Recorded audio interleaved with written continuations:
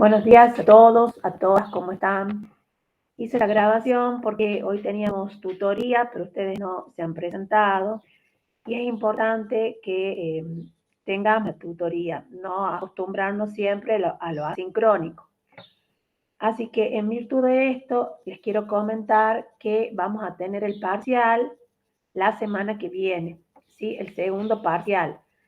Yo les voy a colocar también los temas.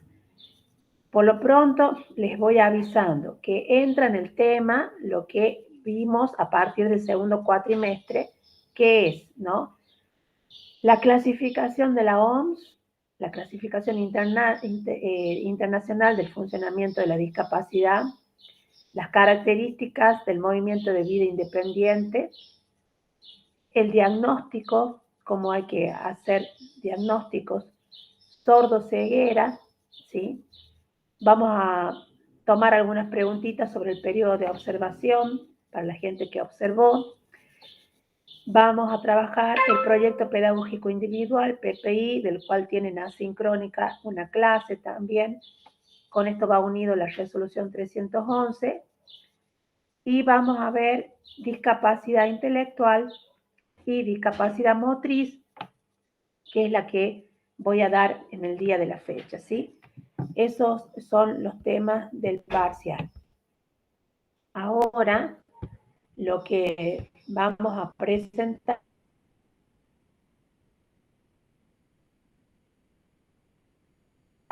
¿sí? Tiene que ver con la discapacidad motriz, ¿sí? Ahí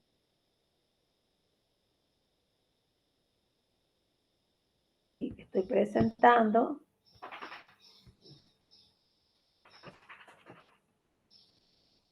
Bien.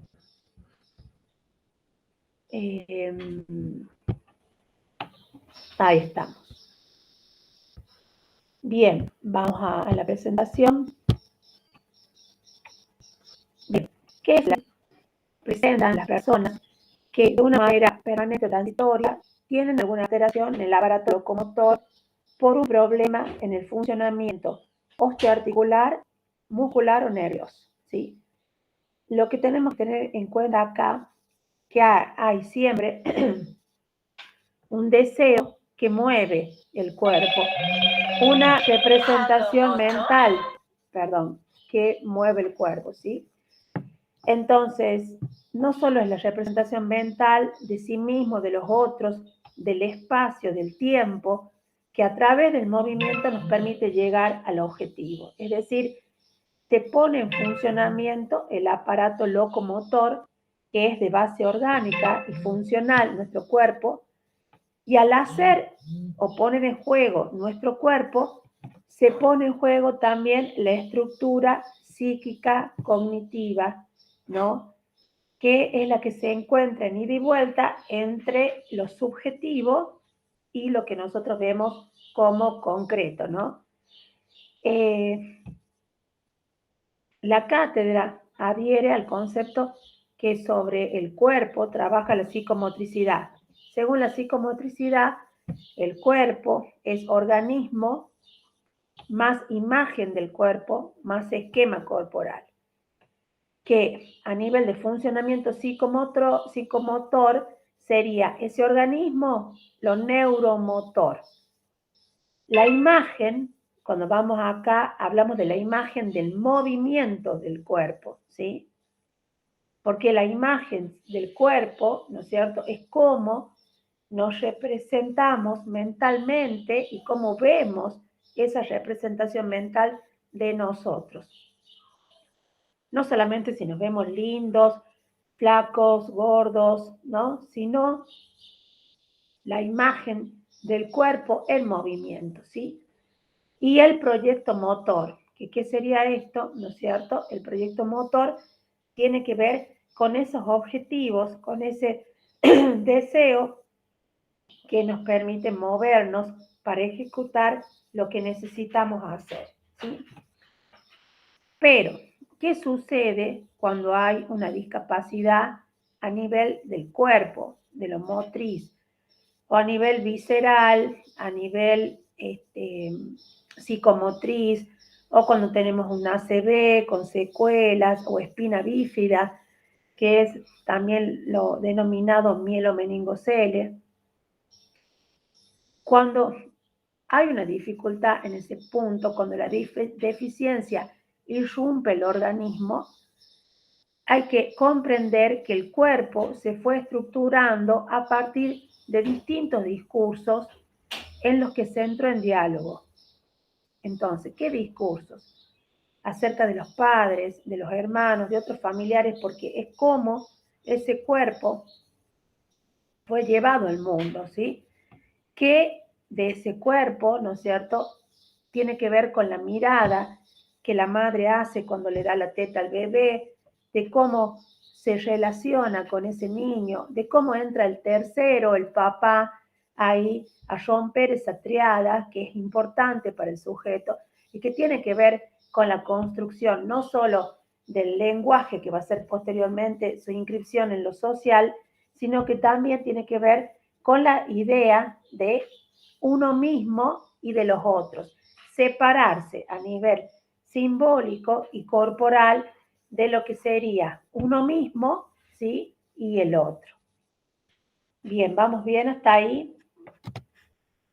¿Cuáles son los caracteres generales del movimiento que se ven afectados en la discapacidad psicomotriz? ¿Sí? Se ve afectado, ¿no?, la funcionalidad del movimiento, porque estas son características generales que tiene cualquier movimiento, ¿no es cierto? Bien, disculpen, estoy acá con este niño perro. Bueno,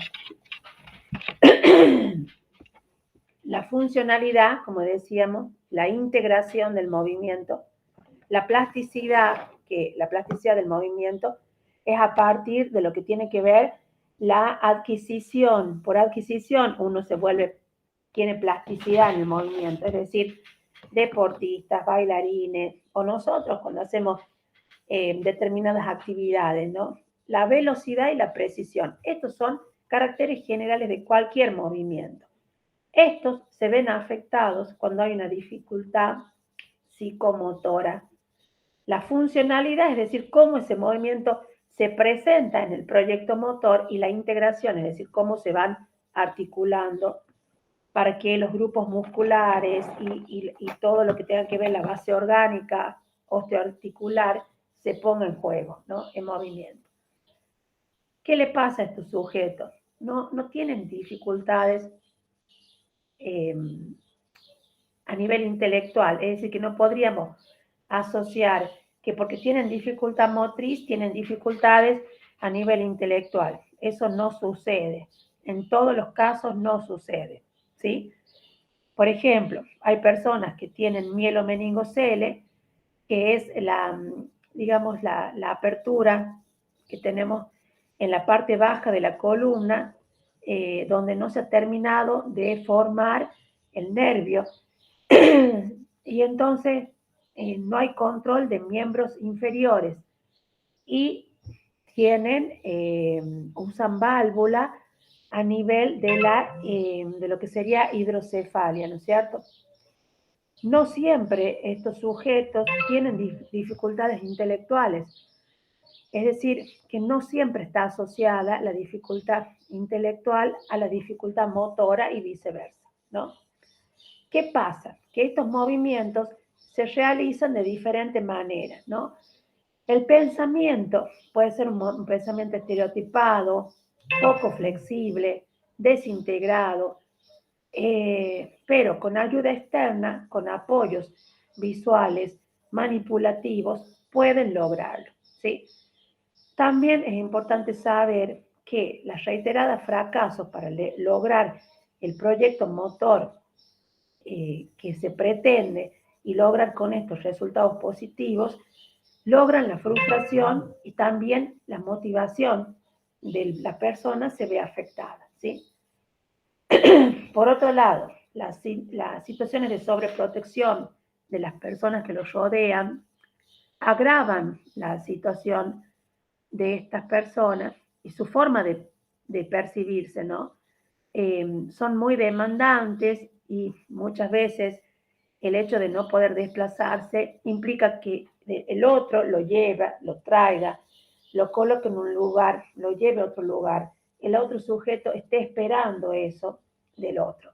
La idea es que puedan desarrollar su independencia en la mayoría de lo que de sus posibilidades requieran y la autonomía en sus pensamientos, en sus acciones y en la afectividad.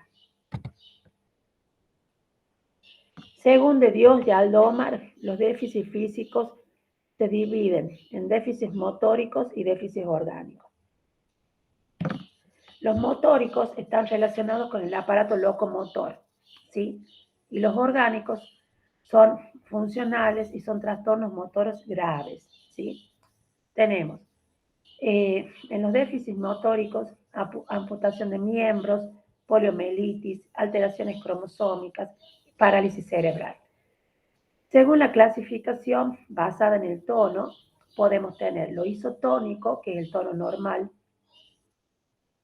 hipertónico o hipertonía es el aumento del tono muscular, hay un tono incrementado.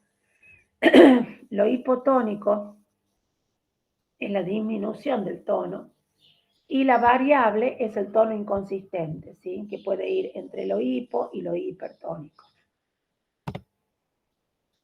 Según la topografía, es hemiplejía la mitad del cuerpo, sea izquierda o sea derecha. Diplejía, las piernas más que los brazos se encuentran afectados. Cuadriplejía, los 4 miembros. Paraplejía, solo las piernas. La monoplejía es un miembro afectado y la triplejía son 3 miembros. Generalmente las piernas y un brazo. La parálisis cerebral. La parálisis cerebral es la alteración orgánica funcional, es parcialmente irreversible, es total. O sea que una vez que se da la deficiencia, se altera significativamente la situación, ¿no? Bien. Las causas pueden ser por enfermedad de la madre, durante el embarazo, la falta de oxígeno del bebé al nacer, la deficiente atención médica antes o durante del parto y la incompatibilidad sanguínea. Vamos a ver, chequear la grabación, si seguimos grabando.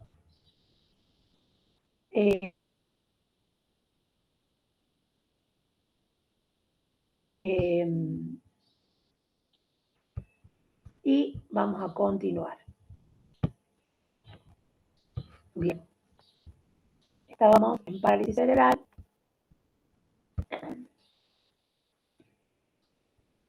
Bien. Entonces decíamos incompatibilidad sanguínea, ¿sí? Que puede ser una de las causas que afecte. De acuerdo al grado de severidad, la parálisis cerebral puede ser leve, moderada o severa. Leve afecta la precisión de los movimientos finos. Hay dificultades en el equilibrio o la coordinación y hay dificultades para articular cuando hablamos. Lo moderado afecta los movimientos finos, gruesos. Hay dificultad parcial para caminar. Hay problemas graves en la pronunciación, la articulación, y se requiere de ayudas técnicas, ¿sí? Estas ayudas técnicas pueden ser, por ejemplo, bastones, andadores, ¿sí? Severo, posee dificultad para realizar cualquier situación de la vida cotidiana. Los problemas están asociados también a otras dificultades. Puede haber dificultades a nivel intelectual, a nivel auditivo, a nivel visual, ¿sí? Todo siempre se requiere con que tenga una buena intervención porque son dificultades que limitan el desplazamiento de una manera potencialmente importante. Hay dificultades severas en el habla o no se puede hablar. A veces las limitaciones son tantas que hay poca sonrisa social, muchas veces solo se mueven los ojos, hay alteraciones también en el movimiento de los ojos, como el nistagmus, que es el movimiento oscilante del glóbulo ocular, y otra serie de dificultades, ¿sí?, que se presentan.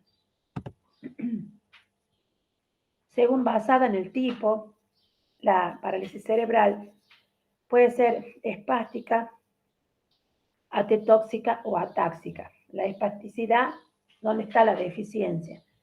La lesión está en la corteza motora, en la parte premotora de la vía piramidal, ¿sí? ¿Qué tenemos acá? La pérdida del control voluntario de los músculos. Y por eso tenemos el aumento del tono muscular, que sería la hipertonía. No todos los movimientos son involuntarios, no hay control voluntario del movimiento. Por lo tanto, el habla muchas veces está bloqueada, ¿sí?, para hablar. La atetosis. Hay movimientos involuntarios en las extremidades distales, cabeza, tronco, ¿sí? Hay fluctuaciones en el movimiento, va de la hipertonía a de la hipotonía. Son como saltos que se dan en lo que es, digamos, el movimiento. Se presentan como alteraciones que también les dificulta expresarse, ¿no? Esto ir del aumento del tono rápidamente a la disminución del tono, ¿sí? Y tienen, por supuesto, dificultades para desplazarse, porque esto genera que si no tienen apoyos o ayudas puedan golpearse o caerse, ¿sí? La ataxia. Hay incoordinación de los movimientos involuntarios. A diferencia de la atetosis, que los movimientos involuntarios se presentan en las extremidades distales, acá tenemos incoordinación de esos movimientos, ¿sí? Por otro lado, hay dificultades para expresarse y también el habla es incoordinada y sin ritmo. Todo, por supuesto, tiene que ver con la intervención de los profesionales. Siempre los apoyos son positivos para este tema, pero lo que tenemos que entender que este tipo de alteraciones se detectan, ¿no?, en todos los estudios que se realiza el sujeto, y por ende pueden tener los mejores apoyos. Entonces, ¿qué nos vamos a presentar? ¿O qué nos vamos a encontrar? ¿O qué se nos va a presentar? Movimientos involuntarios, mala postura, rigidez muscular, espasmos, hipotonía, ¿sí? Es decir, como debilidad en los músculos, como que si lo levanto y se cae, dificultades para hablar, dificultades también para oír, dificultades visuales en la coordinación dinámica manual y visomotora, y por supuesto dificultades para caminar, ¿sí? El abordaje, cómo trabajamos, ¿no? Es preciso conocer, y esto lo hacen los equipos de orientación y apoyo en las escuelas y también en la parte privada. La movilidad, cómo se desplaza, qué tipo de postura es la más conveniente, cómo hacer la manipulación del sujeto, es decir, cómo tomarlo, cómo usar la silla de ruedas, ¿sí? Qué elementos componen la silla de ruedas, los bastones, qué tipo de bastones son los más importantes, si son canadienses, si no lo son, cómo son los andadores, todo eso nos va a dar orientación la kinesióloga, ¿no es cierto? También los terapeutas ocupacionales nos ayudan en este punto, ¿no? Y por otro lado, tenemos la comunicación, que es mucha la dificultad. Yo le agregaría ahí, dentro de los intereses, la motivación. La mayor dificultad que presentan estos sujetos es en la precisión, en la velocidad del movimiento y en la motivación. Se frustran rápidamente, ¿no? Por eso es muy importante anteponer cuáles son las barreras que ellos tienen para participar, porque generalmente se encuentran limitados, se frustran y además necesitan como una atención permanente, ¿sí? Entonces, las consignas claras, el tamaño adecuado a las características de la visión del alumno, siempre potenciar el ojo y el oído por donde más ve y escucha, cuidar las posturas para que estén cómodos, para que no se cansen, cuidar los ambientes, si son chicos que tienen válvulas, sabemos que no los podemos exponer al sol, tener cuidado que si hay alteraciones en las válvulas que se ubican en el cerebro, ¿no es cierto? Hay alteraciones en el comportamiento, estas alteraciones tienen que ver con pasar del llanto a la risa, en las emociones afectan, ¿no? Respetar el tiempo que requieran. El tiempo es lo que, y el espacio es lo que más ocupamos los sujetos, que entre comillas no tenemos algún tipo de discapacidad psicomotora. Entonces, ¿qué pasa? El tiempo es más lento acá. La dificultad del movimiento se manifiesta en la escritura, en la manipulación, en sentarse, en ir al baño. Por eso hay que darles y respetar el tiempo que se requiera. Usar mesas con escotaduras, que es una mesa que viene adaptada con una escotadura, es una forma que tiene que permite el ingreso de la silla de ruedas, ¿no es cierto? Presentar tableros de comunicación que nos permiten, a las dificultades del lenguaje, el identificar material concreto y asociar a determinada acción o tarea, como por ejemplo identificar una taza como para desayunar, la toalla para lavarse las manos, la llave como para usar, salir, ¿no? Y pasar desde esas partes más concretas o tableros de comunicación concreta a tableros de comunicación con mayor abstracción, ¿no es cierto?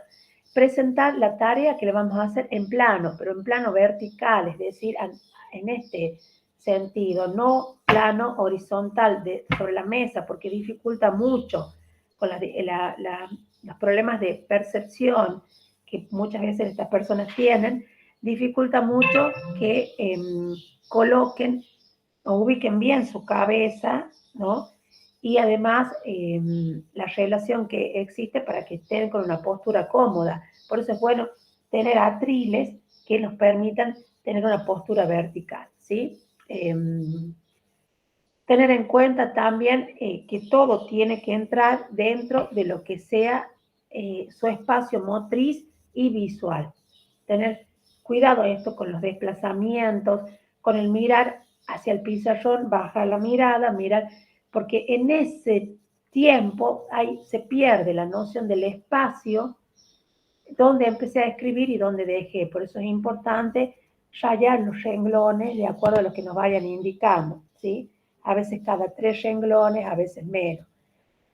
Es importante también que en la mesa se coloque cartones duros, ¿no? O también láminas de corcho para que no se caigan los lápices, la goma, lo que necesitan para usar. Muchas veces se hacen actividades con elementos de geometría que por ahí necesitan de apoyo de un otro para poder usar el transportador, la escuadra, ¿sí? Los levantalápices son muy importantes, que son dispositivos que se hacen para que levanten los lápices sin tener que agacharse, ¿no? A veces engrosar el lápiz y presentárselo como un regalo, usar marcadores gruesos, el lápiz diamantado, que le llamamos que es el lápiz del carpintero, también usa la carpeta número 5, la carpeta grande para poder rayar los renglones. Las tijeras sí las pueden usar, pero las que de punta redondeada, ¿sí? Es decir, para que no tengan dificultades. Muchos chicos que no tienen amputación de brazo utilizan el cuello, ¿no es cierto? Y el codo para hacer el corte de esta manera, ¿no? Y no olvidar, por supuesto, los movimientos, los momentos de relajación, de posturas que son muy importantes para que estas personas puedan de alguna manera estar más tranquilas y poder, de alguna manera, desarrollarse en armonía, ¿sí? Así que, bueno, recordarles que el viernes que viene, entonces, vamos a hacer el parcial, va a estar subido en el aula virtual para que ustedes lo puedan realizar. Siempre, por supuesto, a partir de las 21:30, 22, que es la hora que ustedes pueden, ¿sí? Que mejor va a ser a las 22 para que puedan completarlo. Muchísimas gracias y que estén bien.